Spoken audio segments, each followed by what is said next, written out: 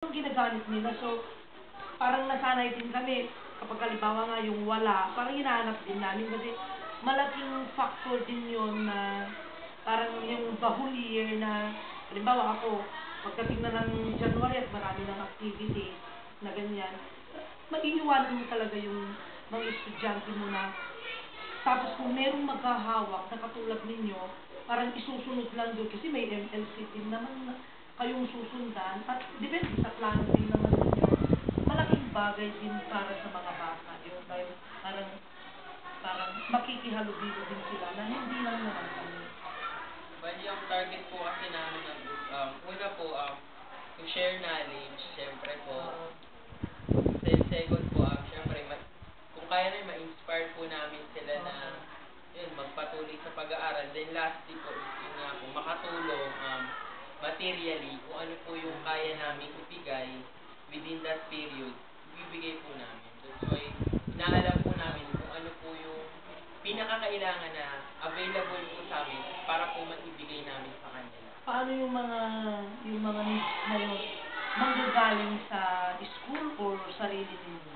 Yun po sana, pwede kung maaari niyo po sana bibigyan ng mga kailangan niyo po na pwede po namin ihingi sa mga Through sponsorship to kasi. mga Sa company foundation. po, foundation. Bali, kami po yung manghihingi yung pinag-po sa school. Maganda. Alam niyo yung number 1 na wala rito kaya kasi yung parang ini-specify ko talaga na ako kasi ramdam na ramdam ko yun dahil tigarito na talaga ako. Nararamdaman ko yung parang when it comes na may mga benefits, mga ganon. Huwag nang bibigyan yun kasi tiga malayo naman parang ganon. Kaya ako, lagi akong nakikipagpatayan dyan sa district namin na, bakit? Ano bang pangangailangan ninyo na hindi pangangailangan namin?